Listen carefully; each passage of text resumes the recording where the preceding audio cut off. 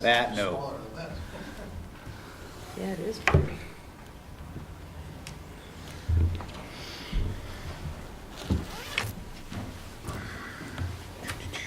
I think we're ready. Right. Let's bring this to order. First of all, have everybody looked at the minutes and get a motion to approve the minutes and the agenda? Make a motion to approve the minutes? All in favor? Aye. Okay, thank you. Mike? Okay. First item is Winterfest recap. So there were pictures attached to this, just of everything, but it seemed to go down well. The only things that we heard is that there were a little bit of gaps after the parade and then Santa Claus to the fireworks. So we may need to tighten it up a bit. But beyond that, it seemed to go relatively okay. What's everyone else's feelings on this? Well, from what I saw from the coffee shop, it went fantastic, so. I want to negotiate a better spot in the parade next year. Sign up earlier. My sad little truck with the wimpy lights was right between the two most spectacular floats in the whole. That's right, I yelled at you. Yeah. You made Yeah, it. that's right, Well, at least we kept pace better this year, though, because last year Charles kept showboating the big bike. So that's why, if you notice, I rode with him and lit up my bike, so that way I kept him moving. Because it actually split the parade in half last year. So, because one half went too slow, and then the other half, there's like a big gap Yeah, in I it. remember So. running last year, yeah. At least nobody harassed you and was saying, get out of the way, there's a parade in the way. Yes, that wouldn't have surprised me. What is that truck doing there? Is there any other ideas as far as how to improve it or anything to that sort? Well, that's a good question. I mean, it seemed like the firehouse was packed full of people for at least an hour, 2 hours. They sold a lot of tacos. Yep. Yeah. Did we need more food vendors? Yeah, that Probably. seems to be an issue. The taco truck made the killing, but if you didn't have a taste for Mexican food, you were a bit out of the luck. So, That was the only option then? Well, they had some stuff, little stuff in Little. the firehouse, you know, this little hot chocolate, it has some apples. yeah, Engineers Without Borders, they Uh-huh. had like some cookies and stuff, Yeah, and then there were They were two. selling? Or- Yeah, for a fundraiser, and then there's like two groups selling hot cocoa and stuff. But for food, it was mainly there was the coffee pot people next door to the taco truck, and then folks went next door to Black Cup. But that was about the extent of the options. Okay. Yeah, if we had another food truck or something, Okay. yeah. Other thing we're thinking about giving, because it seemed to be a hit for Fall Festival, is to try to get like a bouncy house for the Winterfest too, because it seemed like everyone liked that. So Well, it depends how cold it is out there, you know? Yeah. yeah. I mean, windy and cold, that's... Well, I know we actually put the bouncy house in the fire department though, Oh, there you go. for Halloween. Would there have been enough room? Yeah, for that? you can move things around where we think we could fit Put it. that in. Yeah. Oh. It's a good idea. And then were fireworks pretty good, or? Yeah. And then what about staging as far as the parade entries go? Because we heard there were a couple of issues with getting people in their spots, or Oh, really? yeah. I don't know, I was too busy keeping up with the life float thing going on. So I'm not sure. We had no issues. Yeah. Yeah, because I know we had an issue with the Exchange Club duck making it underneath the power pole by your house. Oh, is that right? Yeah. Oh. Oh, I know. Because it got a bigger duck and it didn't really fit the line, so there had to be some negotiation. Okay, here's an issue. Yeah. Okay, right there on 10th Street, well, there was like big traffic, so you got all the floats lined up. Yeah. There's traffic trying to go through. And then some guy pulled in to go the other way. And then he had to back out and the police had to move. It was kind of a crazy situation, but they needed to close 10th off completely so those other cars can't go through after a certain time, you know? That's what we're thinking of doing next year, completely closing off like Birch and 10th and all of that, because we were trying to keep traffic open and that backfired a bit, trying to keep through traffic going with people staging. Especially on 10th, because Yeah. that's not really built for traffic to begin with. Exactly. That would be good, because there's Yeah. lots of people walking around, it was dark, you know, from a safety standpoint too. it might be Yeah, good. there you go, safety People are, standpoint. You know, there's 6 or 8 people on a float, they gotta be standing somewhere before the thing starts for us. Yeah, that was a mess. Yeah, It could have been worse, but, sure. yeah. Yeah, and then fireworks that seemed to go off good. People ended up coming back out for it.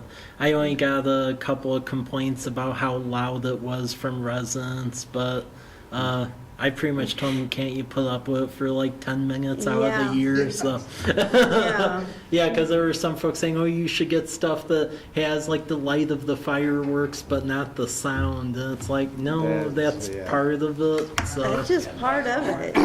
yeah. Wow. Yeah, so we'll be looking at basically doing similar setup next year. We'll just condense it a bit though, because this year we tried putting more gaps between the activities because people couldn't keep up the previous year. Except this year we put too much time in between, and then we lost people, but then they end up coming back for fireworks. But yeah, that Yeah. backfired a bit. Oh, getting it dialed in though. It's Yep, a good event. The whole town's in it, participating or out there. yep, That's the main thing. yeah. Well, everybody that came in, you know, that night to our place was just raving about it. They thought everything was fantastic, so. Good, good. Good. Okay, well, if that's the majority comments on that, I'll go to the next item then.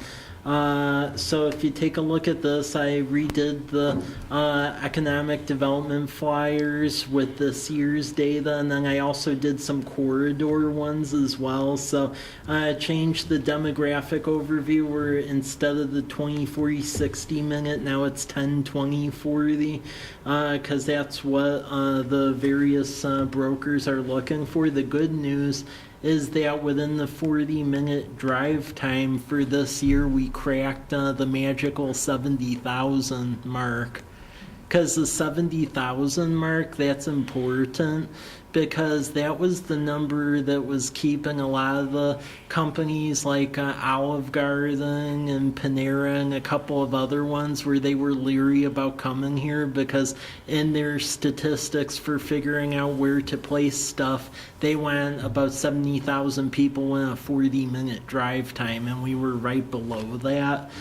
So with this new data that came out, we're actually above that now by about 2,000 people, so that's good. Good. Yeah, so most of the stuff there all looks good. The retail leakage, even with the town center, we still have quite a bit of leakage. Restaurant, and what leakage means is that's money that should be being spent here that's instead going to the Tri-Cities. So if you look at purchasing power wise for restaurants, there's still over $6 million that's going outside of our area. For automotive dealers, it's almost $19 million leaving the area. Clothing stores is almost $5 million. Grocery stores is almost $11 million, and then home furnishings is about $2.5 million.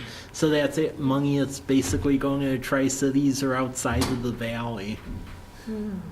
The other thing to try to draw attention to the actual business districts too, So we made the flyer for the opportunity zone too, and that's the incentive people can take advantage of to essentially defer capital gains taxes. So, and then also get partial forgiveness of about 15%. So you can see that's basically the whole city with the exception of the Meadowbrook area.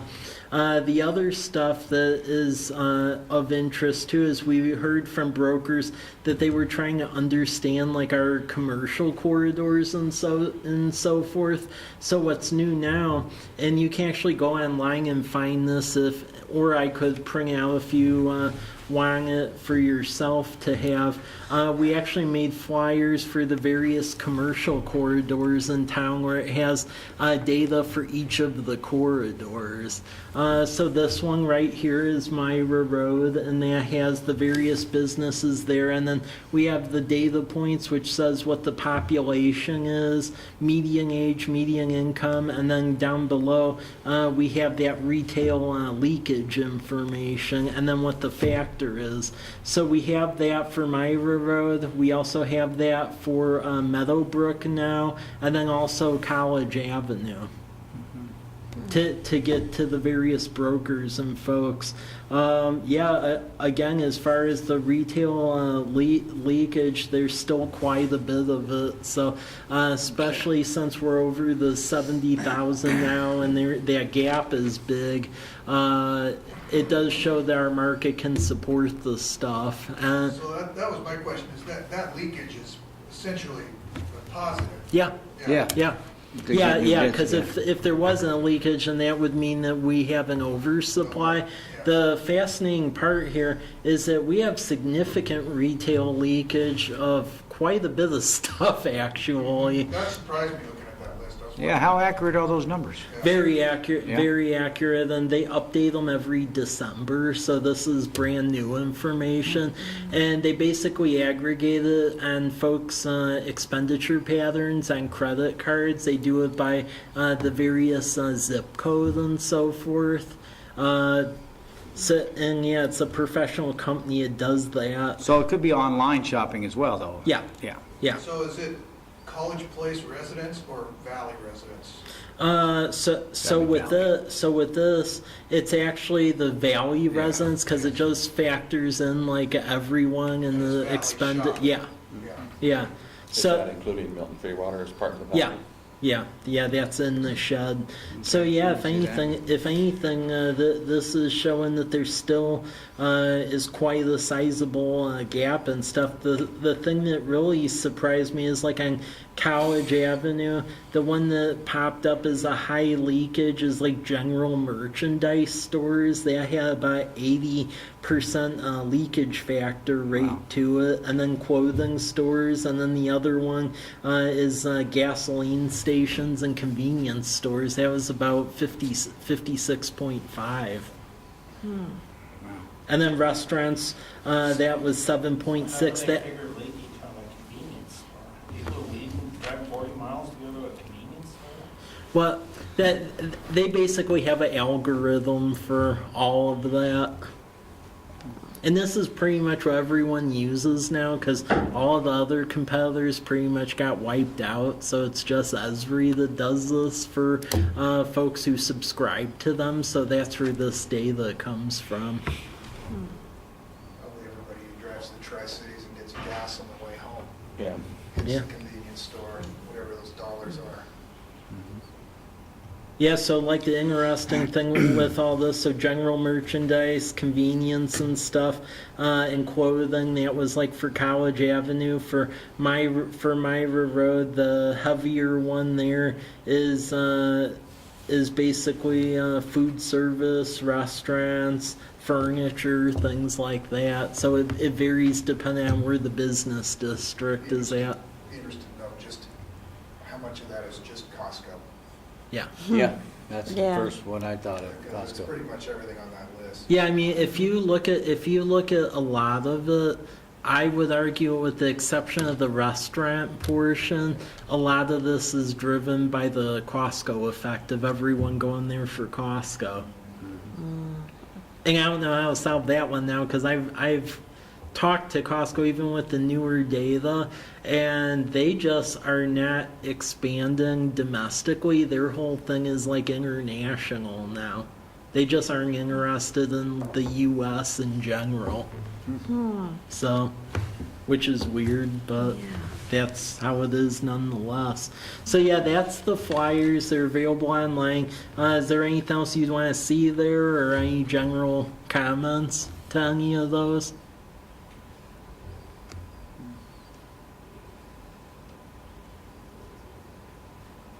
Good information. Yeah. I can have some of these printed out too, and I'll give them to you all later, because I didn't do that in case there were some issues I was missing, just because I think it's good to have on hand in case you all run across people who maybe want to establish a business or something, because this is a one-pager. It gives them essentially all the key data to make that decision. So, okay. Next item on the list is the event sponsorship form. I just want to go over that. So we heard from some of the sponsors it'd be good to have everything in one place so they could see everything we needed assistance with, and they could pick or choose what to help sponsor. So Lisa developed a sponsorship flyer, and this is available on the website, and I believe she emailed it out to everyone. But this just has a bulleted list of stuff that we're looking for sponsorships with, and we've been getting them already. So key stuff is farmers market. We already are getting contracts with live music entertainment, but to have that consistently the whole season, we'll look for help there. Movies in the park, one of them has already been sponsored, so we're looking for 2 more there, and we're doing those basically near the end of each month.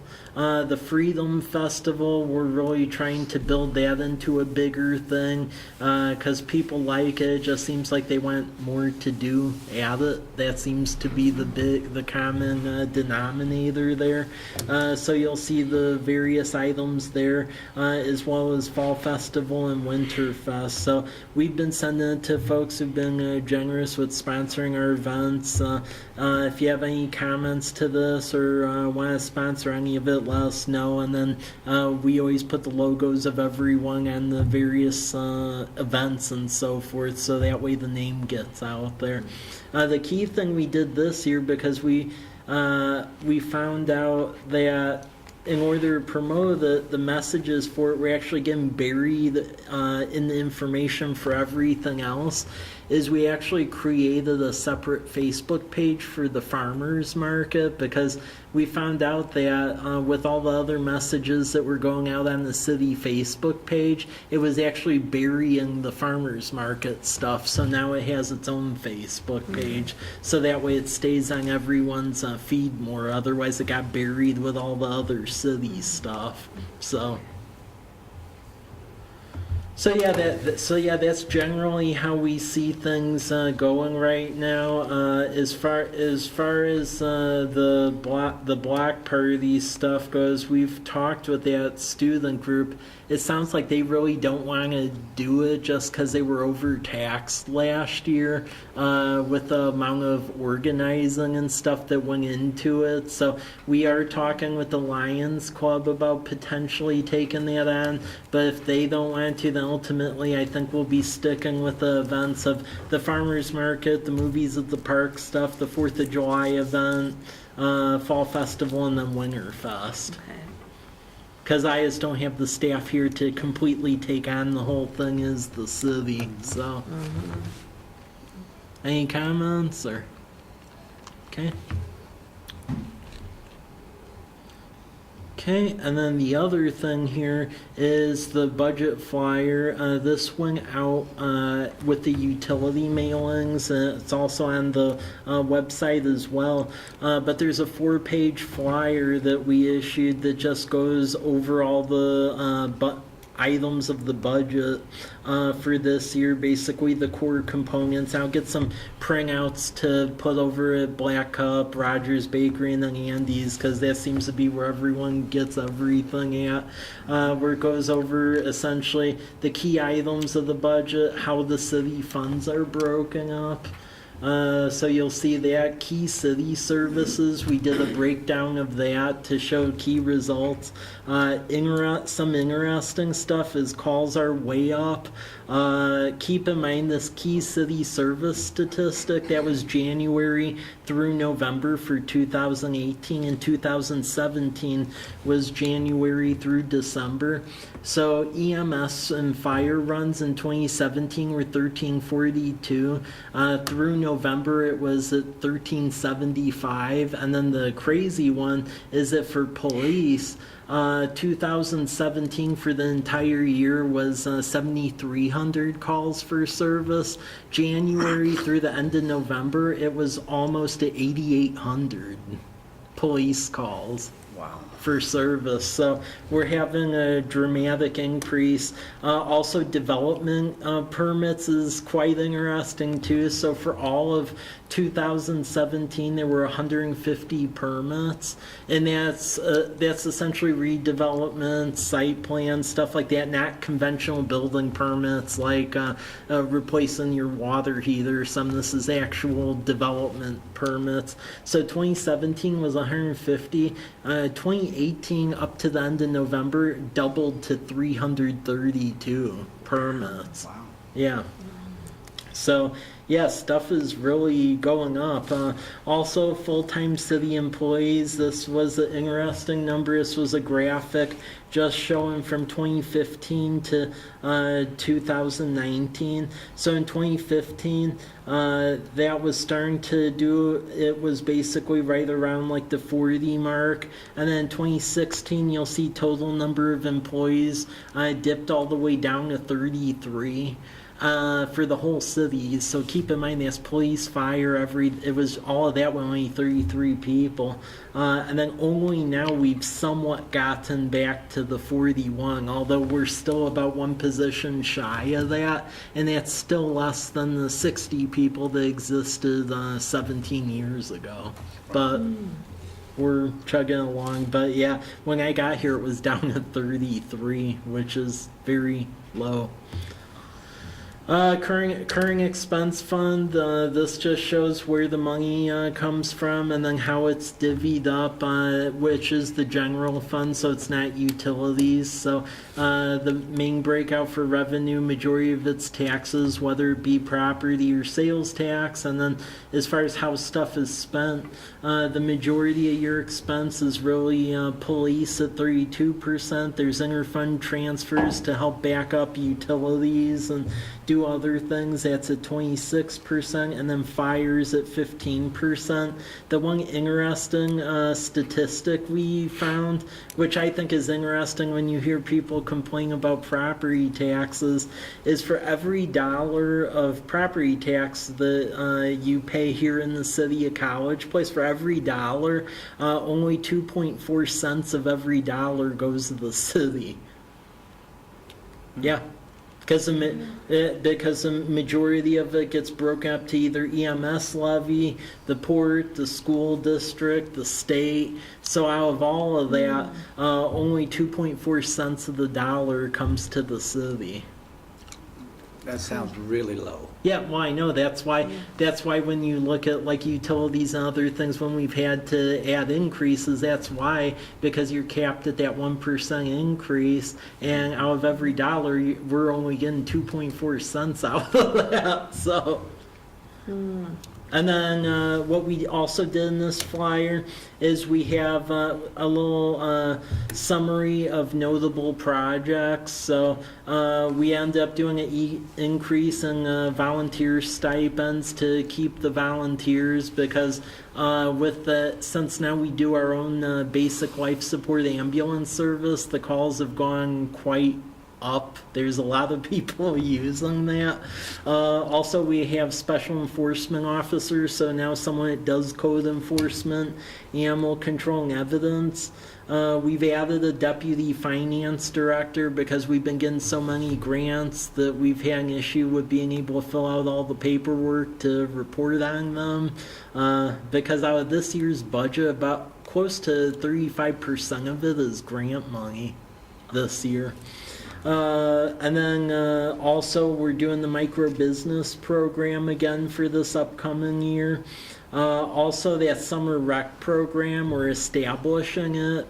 Other cool thing with this year's budget is we finally established a rainy day fund here where if the bottom falls out, we still have money available to keep things going. Because historically the city has not had that, which is really bad. So now we do. So that's a good thing. And then we're also getting another security camera system for Lions Park. That'll be identical to the one at Kiwanis Park that caught people blowing up our toilets, so that way that doesn't happen at Lions Park. Because by the way, after we put cameras up at Kiwanis Park, people started blowing up the toilets at Lions Park. Of course. So yeah, because that's how things have to go. And then the last page of this is a message thing from Harvey, and then also a breakout. The top left part is all of the grants that we got for this year. So the wells are getting done this year. That's about a $6 million grant for that. Then also we're completely rebuilding C Street. That's about $2 million of state money for that. And then Lamperthy's also getting redone.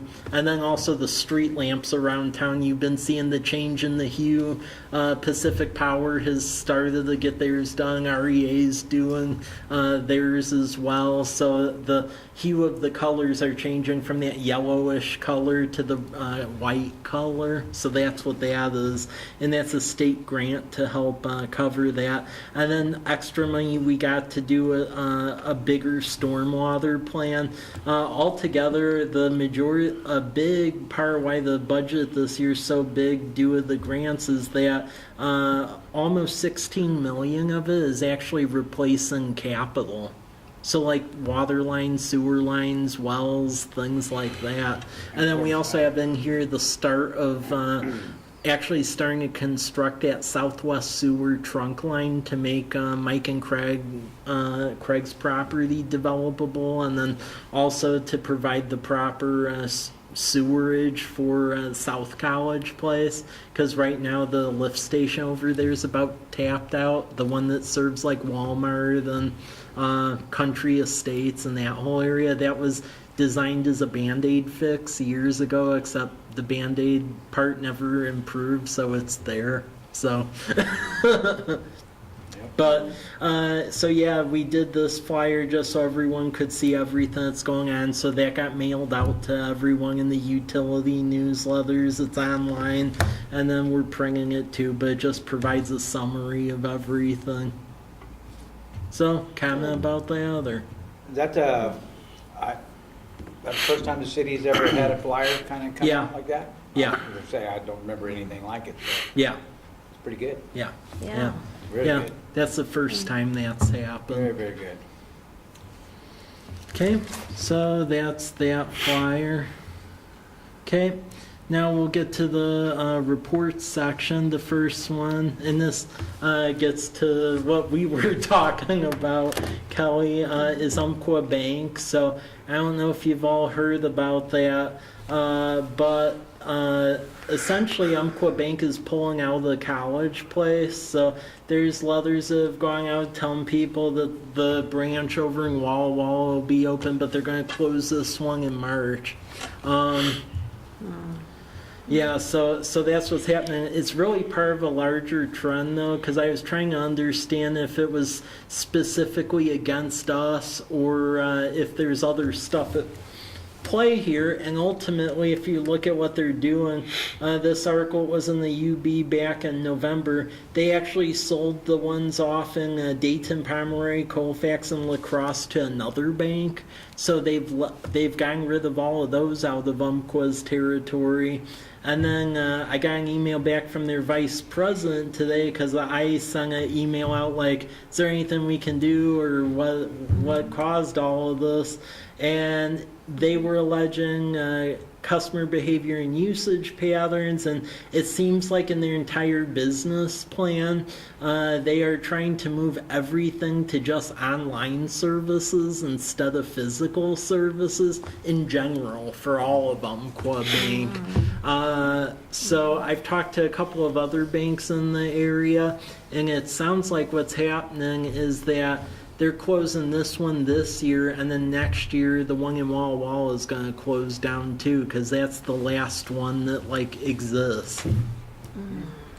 So it sounds like it wasn't anything specifically against College Place. That's more so how their business model is. Although I think that's a really weird business model to just try and make everyone go online for everything, because that's weird, But yeah, that's the email from their vice presidents that pretty much backs up where that's going. The only thing that is a little bit concerning with that is I know from talking to folks associated with that building, it sounds like the university's already talking with them about buying it. Oh, Why I know. That doesn't surprise me. Well, you know. I know, but But still, the only I mean- problem done is we're trying to make this a business Well, we district. need a bank, we'd like to have a bank here in town. yes, exactly. You know, I we was kinda just need a gonna bring bank. that I mean, Baker Boyer went out and Yeah. closed that building's still empty. I mean, I know it's a But- free country and stuff, but that just really irritates me because we went to the extent to improve the street, and if that does happen, that's going to be another property off the property tax rolls, and then Oh, even though I know banks only have like a limited number of clientele trips that are attracted to the main street, it still was a couple of trips. So we're going to try a more extensive dialogue on that. But I heard that, and that was a source of irritation because that doesn't have good effects on us. So Well, I was doing business in Pendleton at Wells Fargo and found out that they have looked at Walla Walla area. In fact, one person is talking to you. I would put Wells Fargo on the list to really contact. Wells find- Fargo, yeah, okay. to let them know that that building's coming available, and, because they have taken some look at the area already, and, you know, why isn't their presence here? Yeah, that's So a the good Pendleton- question. The Pendleton branch is getting all the Walla Walla people. And they're going, that doesn't make any sense, because they're a small, little branch inside of a grocery store. They don't even have a normal branch either. You talk to the Bank of Eastern Oregon or Eastern Washington, I mean, it's the same outfit, but they're moving in locally. Okay, well, I'll talk of both of them because I would like to keep it, like a property tax paying business. Well, I mean, businesses we would- try to help them out, like a but at bank the here. same point in time, there has to be some sort of realization that College Avenue is also a downtown too, besides the university. Exactly. What is their plan for it, you know? Well, that is the $1 million question because so they have a master plan, but the master plan is written in a way where it's very flexible, where it's like this is what we want to do, and based on whoever donates, it may go somewhere, but it doesn't really say where, and that's the issue. So you read their master plan, it says that in the future they'd have a performing arts center and newer dorms and things like that, but it doesn't really put a place to it, so you really don't know what's happening. So, yeah. Exactly. So that's why it makes it really hard to understand what the plan is, because it seems like there isn't really much of a plan until some donor comes with a bunch of money and then there's a plan. So, but then that makes it very hard for us on our side to figure out what goes along with it. So, yeah. So yeah, that's what's happening with Umpqua. So it sounds like they'll be out of here in March. And then yeah, I'll follow up the leads on those other banks because I mean, other stores would be better, but at this point, I think any sort of commercial enterprise would be better than have another property fall off the tax rolls and then we have a greater issue. So yeah, that's why I found out from that. Another thing that I recently did too, and this would be of interest, is I made a development activity spreadsheet now. And this has all of the projects that are going on and essentially what the status of them are so you can follow it. So the ones that actually have business names involved are ones that are definitely happening and they're okay with their information being out there. There's project names where the projects have abbreviations to them, and that means there's either a non-disclosure agreement or something else in effect. And the abbreviations, I'll just say, are pretty close to what the names are, so use your imagination and connect the dots and you can figure out what essentially the project is. But that's really, for a public meeting, that's really what I can, as far as I can go with it. So as far as commercial industrial, the Happy Wander, if you've gone past there, they've dramatically renovated that pretty well. And I've been told that the restaurant part should be open by next month. I've been trying to facilitate us turning around stuff quickly on that side. Project CK, that's the gas station convenience store. They're finishing up site negotiations, but that is happening. They'll be at Myra and Whitman. Hop Thief, there's a Facebook page for that already, and that's pretty much a done deal. That's going to be behind Les Schwab and Del Taco over there, so they did a subdivision plat to split up the remaining property behind the Meadowbrook Plaza and all of that. And the part closest to Larch and the creek back there is going to be a newer concept of what's called a tap house. And that's basically where you go in and let's say you want like beer or wine or something. You basically put so much money on this electronic card and they have people supervising it. And you can buy, they basically will have like 50 homemade beers on tap and other stuff like that. And then it'll also have like a wood-fired pizza area and nachos and other sorts of food. So it's owned by Justin Watson, the same guy who owns Stone Hut and Red Monkey and a couple of the other businesses. But yeah, that is happening. We've been reviewing the final site plans for that, and that should be up, I would hope, by the summer. So there'll be a sit-down restaurant, and it'll actually have like an outside patio too along the creek, and it actually looks really nice. And that solves the one part. You'll see with the project behind it, there's been an issue with that piece of property about a restaurant before the hotel or the hotel before the restaurant, and neither was willing to go until the other one went.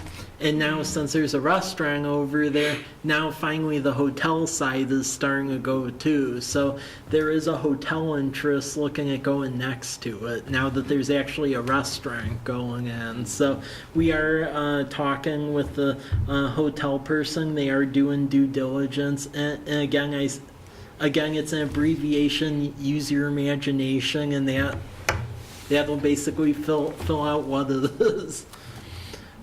So yeah, that's going on. There's another hotel that's actually looking for that at that other property. It's available over at Myra Road and Whitman. So the Bob Price property, that's the one that has like the multifamily apartments that are going to be built in the back. Well, now the front part is starting to get looked at too. So beyond the gas station that's looking up there, there is another hotel that's looking at maybe going behind the gas station. So we'll see what happens there. Project FM, that's the medium-sized grocery and general merchandise store. That is looking at going across from the high school. the interest has dramatically picked up on that now, though, because City of Walla Walla did not get the grant to go extend Myra Road. Because that was one of the items that they were depending on, and it sounds like because they didn't get it, it caused some cold feet on the side of some of the stores.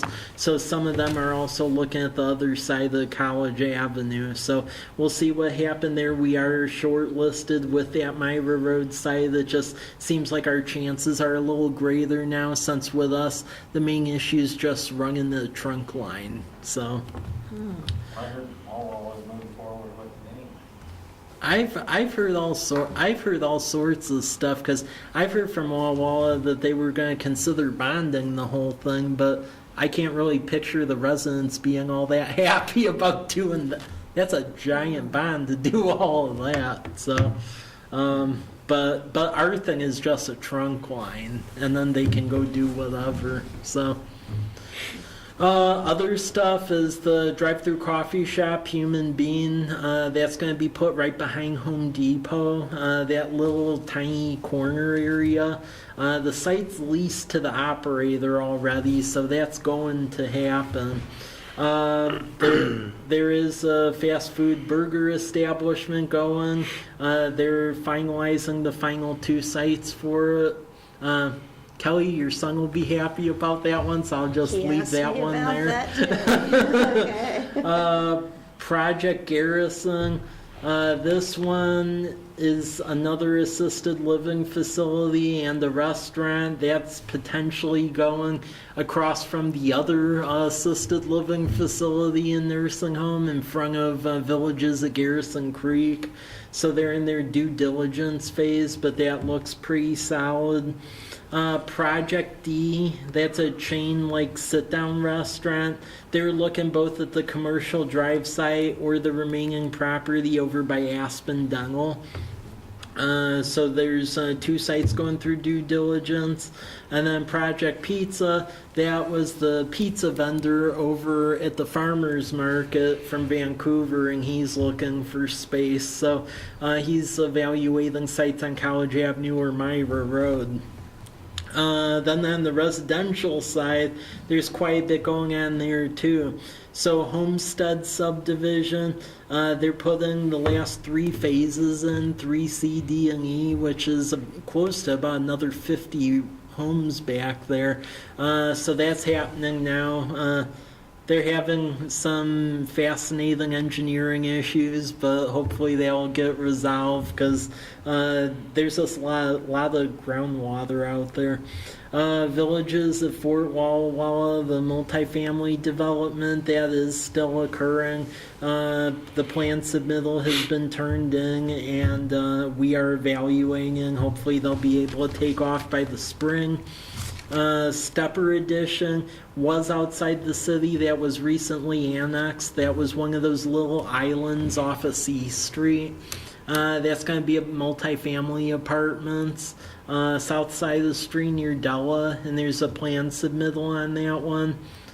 Country Estates, which is the manufactured home park down on Scenic View, they took down the poor farmhouse. So you know that the older home that was part of the original poor farm, they demolished it, and they're replacing that with manufactured homes, more of those. So that's happening. There's 2 or 3 of those. Sermon Development, which is multifamily apartments off of Spitzenberg across from Wenzel Nursery. They've turned in a plan submittal on that, so we're evaluating that. There's also some single-family homes that could get developed at the far end of 12th Street. We're evaluating those plans, and they're going back and forth. And then Stone Creek Development, that's the Mike McKiernan and Craig Christensen project. We're going to be issuing an engineering RFP shortly and get the wastewater trunk line underway so we can serve the College Place residents already use our wastewater system better, plus open up that land to development. So that's happening. And then Project 8, which is that empty field that's on 8th Street. So right when you go east on 8th Street past past 8th Street heading toward Lions Park, and there's that wooden fence with the empty field. Right now that's an unincorporated island, and they're going to annex soon, and that's going to be some homes too back there. That's all going to get developed. So that's happening in short order too. So yeah, this is everything that's at play right now. Wow. That's awesome. Yeah. So any questions on that, or? Okay. But yeah, you can have that, and you can refer to various projects by the project title. Just some of those, you can put two and two together and figure out who they are. I just, can't really say the full name because of stuff that's been signed. Then I wanted to update everyone on the whole UGA issue right now that is happening, which is a relatively newer thing. And I can't get to super specifics, but I can say enough about it just so you're aware. So as you may recall, when we were going through comprehensive plan, the initial idea, because the county and the city had differing buildable land inventories, and we didn't want to get into a whole scientific thing about which one was better. So the initial hope was that we could pull out Martin Airfield, since our zoning wouldn't allow the airport anyhow, give them county airport zoning, give them some single-family residential in the city, and then apply that UGA down to like Pepper's Bridge, that area, because we have a well down there, and it's just prime for development. Well, while I was seeing my family in Chicago 3 hours before the planning commission meeting at the county, a certain business owner who has a lot of money, who's from the Seattle area, decided that he was going to hire a bunch of bigwig land use attorneys and then call himself an airport coalition, and basically say, I don't think it should be, it should be out of the UGA, should be kept in the UGA. Upon further analysis, I really think it boiled down to the fact that they were trying to figure out whether or not to buy the airport, and they just wanted to use this as a delay tactic. Here's the crazy part about it, though. We didn't want to be blowing taxpayer money trying to fight this person that won't be named because they have significant backing. So we just dropped the application for Martin Airfield, and we're going to fight for the Peppers Bridge one. The sad part with the Martin Airfield one, though, is our proposal would have allowed that to, further on as an airport. They could have expanded it. They could have had residential behind it, all of that stuff. With it staying in the UGA, the urban growth area, as it is now, that thing was classified years ago for some reason as industrial. Don't know why, but that's what it was way back when. So pretty much what they have is they have a non-conforming airport that's grandfathered for how it is now, but they can't expand it because an airport is not allowed in industrial zoning. So I think they did this not realizing what they've done, and they probably will at some point realize what they did. But really the pathway forward for them now is the next time the comp plan opens up, petition to, in essence, add additional uses to that industrial zoning, or say what they're doing. But the whole thing's real peculiar, because instead of this person having a conversation like a normal person, instead they just sicked a whole team of attorneys and then called themselves a coalition. And the only reason I figured out who the coalition is I ended up having to look through the state attorney's office, figuring out, because you can figure out how corporations are registered. I figured out who the Martin Airfield Coalition was. The coalition is one person with a lot of money. So So it's not a coalition, it's one person. So so that's the issue with Martin Airfield. So it's in the UGA. Whatever they're going to do out there, I have no idea because they aren't having a conversation and they just have all these high-powered Seattle attorneys doing what they do. But we backed off our application on that because we weren't going to blow taxpayer money to go help a bunch of Seattle attorneys.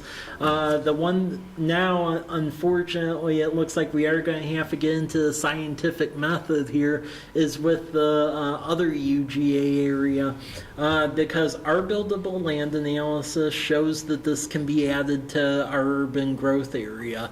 Because our urban growth area, the county's calculation for essentially the buildable land inventory, if you look at it, they actually were counting, in essence, the cemetery is developable. So the cemetery up behind Walla Walla University and then off of Myra Road, they counted that as developable land. And then they counted driveway aprons into Home Depot as developable and a bunch of just crazy stuff. And we weren't going to fight this because we weren't petty like that, but unfortunately, since this whole Martin Airfield thing developed, we're going to have to keep this UGA expansion project because I have a couple of businesses that would like to, go over there. The thing that complicated it too is that when the notice went out from the county incorrectly labeled the map for the UGA area where this area 2B here, which is the Soaring Hawk development, we had it in our proposal that it was just going to stay residential, go from county residential to city residential. Someone at the county published a map that had Soaring Hawk going from residential to commercial industrial, and then the stuff along 125 staying residential, which again isn't the case. That part was going to stay commercial, but that misinformation caused a bunch of people who live over that way to get irritated now. So you're on the planning commission, so you know the giant cluster this is. So I have no idea what's going to happen with this. We just need to fight to keep this part of the UGA in, because keep in mind with your urban growth area, it's not like other states. In other states, if you're living out in the county and let's say you want to annex in 10 years, you can do so because there's no law like governing and it's up to the council.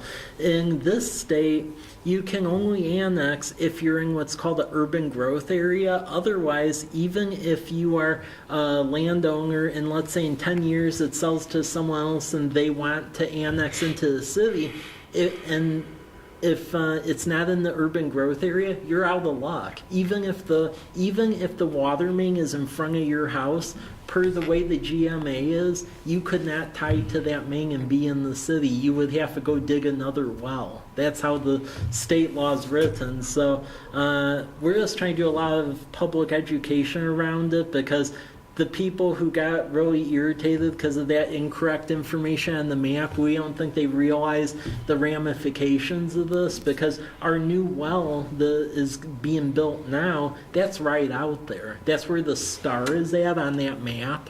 So there's going to be a looped water line going right, regardless of whether they like it or not. There is a looped water line going around there. And what could happen if that's not in the UGA is, again, if they don't want to annex, that's perfectly fine. But let's say in 10 years or something, if at that point they want to annex, or if the property goes to their kids or something and they want to annex, if that's not in the UGA, they won't be able to do squat out there. So that's what's behind this whole UGA thing. But keep in mind, this originally we thought was going to sail through peacefully, and all of this garbage erupted while I was in Chicago 3 hours before the first hearing at the county. So it was, yeah, I like it that I leave town once and then everything hits the fan. So, yeah, I know. That'll teach you to leave It would have town. only been better if you were still on the plane. Yeah, I know. Well, I know that's the messed up part. I actually got off the plane and then my phone was going off like, we need all this information. It's like, I just got back to Chicago. So, but Yeah, there's a lot of weird stuff going on with this whole UGA thing. So Martin Airfield's in our UGA at least for the next 8 years. I don't really think they realize what they did, but that's how the world works. So, I mean, what they just did, in my opinion, since that single family proposal is now nothing, it's just industrial. I mean, they pretty much threw probably about $6 or $7 million in a garbage can and lit it on fire. So I think that's what they just did, but they don't realize it.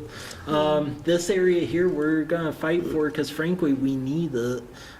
Because otherwise, what's going to happen is that McKiernan and Christensen will develop over the next couple of years, and we won't have nothing left. We will not have any urban growth area left because for some reason, way back when the county did the urban growth area for College Place, it's just really, really tight around College Place. There is like nothing. So once Mike and Craig's property gets developed, if we don't get this, we're going to be in a world of hurt as far as future development. So if we don't get this go around, that means we're going to be waiting for another probably like 8 years till the next time the big amendment opens up and see what we can do then. But we're really going to fight for it. So that's the background on all this. I just want to let you all know because that was a recent development I was not anticipating at all. And then to add further fuel to the fire, initially it sounded like the county was still going to move forward and trying to figure out something. But I'm not sure what's going to go on now since what happened with Jim Duncan. So, because I'm not sure if you're all aware of that, but the commissioner that represents our area unfortunately passed away. So College Place is included in Yeah. there, huh? Yeah. Yep. Yeah. Yeah. So, yes, I have no idea what's going to happen with this because I thought this was moving forward, but between that and everything else, I'm confused at this point. I probably confused you even explaining all of this. So, but if you hear people griping, that's what that is about because people here were fairly passive about it until that incorrect map got out that the county made, and then Did that come out of the planning department? yeah, because we didn't make it, and the only reason I caught it is because there's an attorney that lives in Soaring Hawk, Gerald Solomon, and he came here and he was screaming bloody murder that we were taking away his property value and turning it into a warehouse, and I'm like, no, it's staying single family, go do what you want. He showed me a map and it had it listed as industrial. So it just like ticked off a bunch of people along Pepper's Bridge and they haven't really calmed down yet. So, but the key thing is that the people who own this property over here, they're supportive of it as well as the Soaring Hawk Air Brothers people. So we'll see what happens, but I have no idea when that thing's going to get settled now. It's just hanging out there. It's just making it really hard to plan for our trunk line because that wastewater trunk line, when you're figuring out connection fees and stuff like that, that was based on who would serve it. And now we're in a situation where we'll be proceeding, but we don't really know if that'll be in the UGA or not, so it just puts us in a weird situation. Yep, so that's the UGA debacle. Yeah. And then the last thing, we can talk about this in the next meeting, is just go over, brainstorm what you all would like to accomplish for this year since it's the new year. So we can talk about that the next meeting since we're at the hour time frame. But that is what I have for tonight. All right, thank you very much. Yes, We're adjourned. yeah, Yeah. thank you.